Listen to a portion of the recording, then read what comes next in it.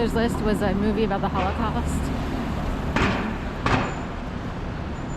And, you know, the idea is that, or, you know, people were taken to concentration camps and supposedly, like, gas chambered, or, you know, in a way it can seem like an oven. It's kind of bizarre, like, you know, that.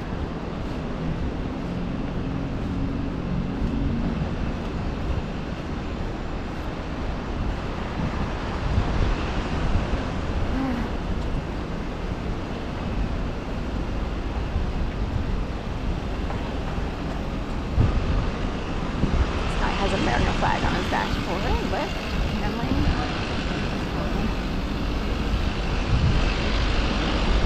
Wawa closed here after the left. It was open for a while. There's like a little expressway across here from the residence at 2 Liberty Place. Could have been a convenience store of Intel for wealthy people, so in a way, it's almost better that it's closed. For people who don't know how bad the Intel problem is. They would actually build a store just for the wealthy people to, they can read people, it's a whole thing. People don't know that. I had to find out because I was tortured so badly, like, oh, I didn't know I was used in the $1 billion range. All right, here we go. Lots of crowds going there.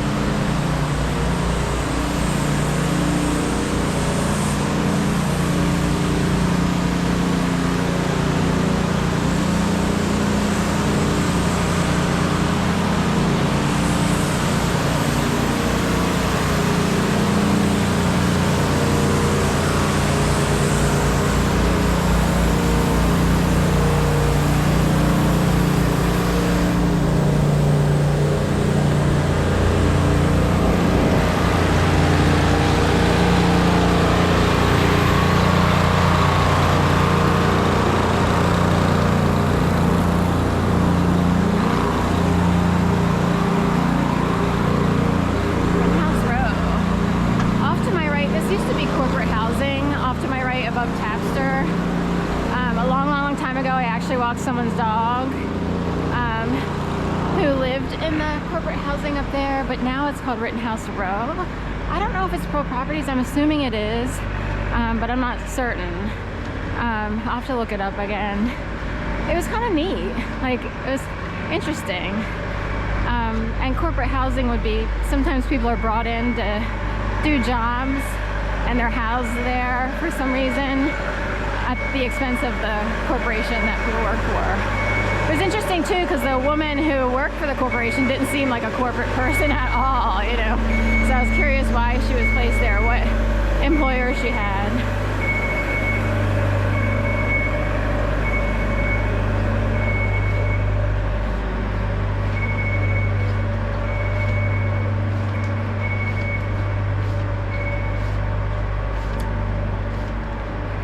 Picnic tables at Dismantled.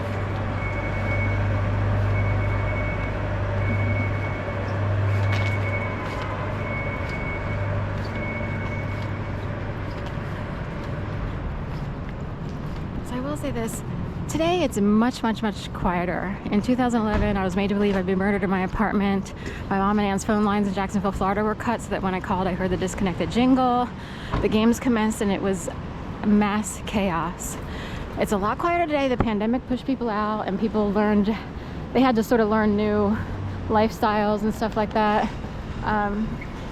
But I will say this, today I didn't carry a camera in the past I was too flipped out.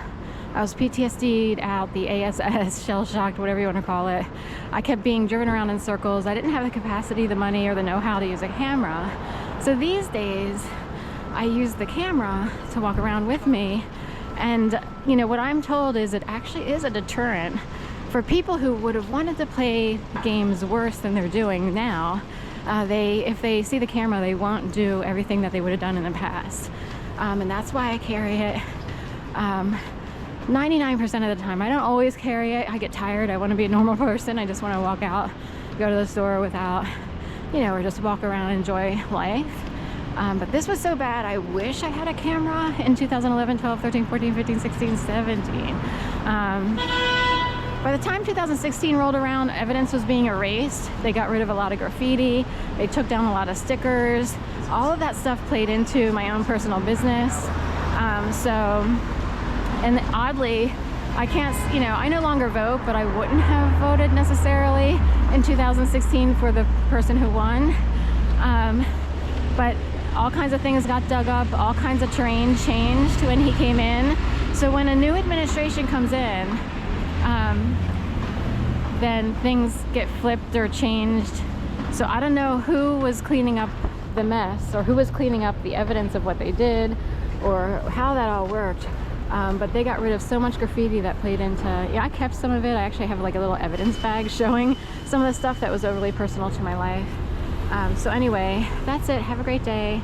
See you on the flip side.